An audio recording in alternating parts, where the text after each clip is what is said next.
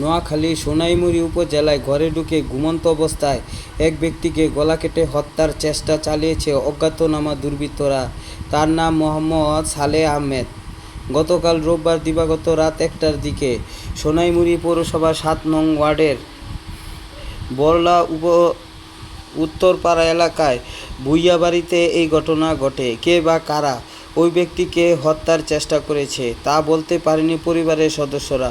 Police বলছে, গভীর রাতে ভুক্তভোগী সালেহ আহমেদের স্ত্রী হঠাৎ ঘুম ভেঙে এক ব্যক্তিকে ঘর থেকে বের হতে দেখেন, তবে তাকে চিনতে পারেননি।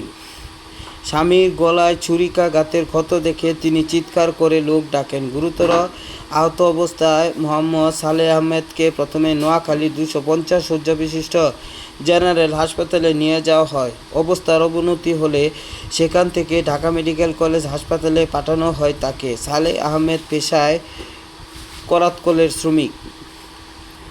আহত ব্যক্তির পরিবারের সদস্যদের বরাত দিয়ে পুলিশ জানায়, রোববার রাতে সালেহ আহমেদ রাতের খাবার খেয়ে ঘুমিয়ে পড়েন। পরে রাত আনুমানিক ১টার দিকে অজ্ঞাতনামা দুর্বৃত্তরা ঘরে ঢুকে ঘুমন্ত অবস্থায় তার গলা কেটে হত্যার চেষ্টা করে। এ সময় তার পাশে থাকা স্ত্রী চিৎকার দিলে দুর্বৃত্তরা পালিয়ে যায়। তবে এই ঘটনায় ঘরের কোনো মালামাল খোয়া যায়নি। কে বা কারা ওই ব্যক্তিকে গলা কেটে হত্যা করতে পারে এমন কোনো সঠিক তথ্য পরিবার দিতে পারেনি। খবর পেয়ে আজ দুপুরে ঘটনাস্থল পরিদর্শন করেন জেলা police super NM Nasir Uddin. তিনি প্রথম আলোকে বলেন, আহত ব্যক্তির ভাই, স্ত্রী সহ পরিবারের সদস্যদের সঙ্গে তিনি কথা বলেছেন।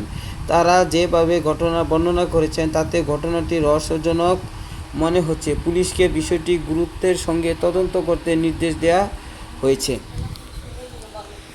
সোনাইমুড়ি থানার পরিদর্শক তদন্ত আরিফুল করিম প্রথম আলোকে বলেন, রাতে ঘুমন্ত অবস্থায় এক ব্যক্তিকে গলা কেটে হত্যা চেষ্টার ঘটনা ঘটলেও তারা জানতে পারেন আজ সকালে। ঘটনার শিকার সালেহ আহমেদ বর্তমানে ঢাকা মেডিকেল কলেজ হাসপাতালে চিকিৎসাধীন।